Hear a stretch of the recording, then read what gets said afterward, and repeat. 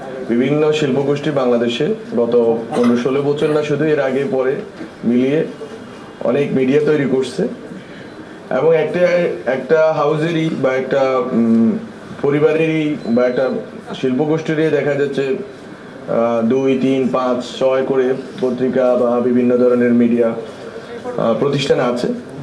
তো এটা এক ধরনের গুড কম্পিটিশনের সুযোগকে নষ্ট করছে। এটা হচ্ছে যে সবচেয়ে গুরুত্বপূর্ণ। আমরা আজকে সরকারে আছি, আমরা জনগণের কাছে অ্যাকাউন্টেবল, রেসপন্সিবল, সবকিছুর জবাব দিতে বাধ্য।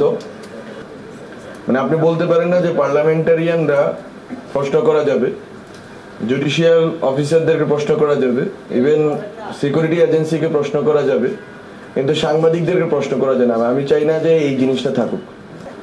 আমরা সাংবাদিকদের জন্য যে সুরক্ষা আইনের প্রস্তাব করা আছে, আমরা মনে করি এটা ডুয়েবল। এখানে এই আইনের কয়েকটা ধারা আমার কাছে মনে হয়েছে এবং আমাদের যারা এখানে পর্যালোচনা করছি যে আমাদের কাছে মনে হয়েছে যে কিছু কিছু ধারাতে আরো বেশি আমাদের কমিশনের সাথে একটু বসা দরকার। আমাদের লেজিসলেটিভ বিভাগ আছে একটা সরকারের, ওখানে পাঠানো দরকার, ওদেরকে পাঠিয়ে দেখা দরকার এখানে কোনো লিগাল লুপহোলস আছে কিনা। এরপরে আমরা এই আইনটা হয়তো ক্যাবিনেটে তুলবো এবং এটা আমরা যাতে আইনে আকারে আসে সেটা চেষ্টা করব। এটা হচ্ছে মিডিয়া সুরক্ষা আইনের বিষয়টা। সাংবাদিকতা সুরক্ষা আইন, নট সাংবাদিক সুরক্ষা আইন।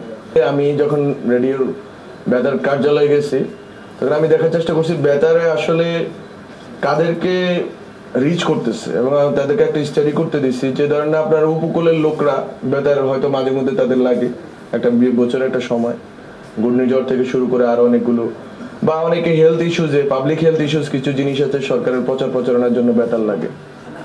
কিন্তু এই যে বেতার, বিটিভি এবং বাসস আমাদের একটা নিউজ এজেন্সি আছে, এগুলোকে মিলিয়ে একত্রে জাতীয় সম্প্রচার সংস্থা করা এবং তিনটাকে মিলিয়ে একটি প্রতিষ্ঠান করলে আমি মনে করি যে আসলে প্রতিষ্ঠানটা কার্যকর। আমরা এখন এটা নিয়ে তুলি না, আমরা এটা নিয়ে স্টেক হোল্ডার মিট করে আমরা এই সম্প্রচার নীতিমালাটা হয়তো ফাইনালাইজ করার চেষ্টা করব খুব শীঘ্রই।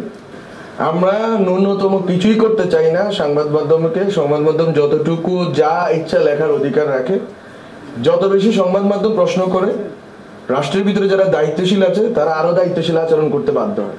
অযথা বিভিন্ন জায়গায় মামলা হচ্ছে, ভুয়া মামলা হচ্ছে, সেগুলো আমরা দেখার চেষ্টা করব। আমরা অলরেডি আমাদের মন্ত্রণালয় থেকে একটি কমিটি করা আছে, তারা এগুলো দেখার চেষ্টা করতেছে।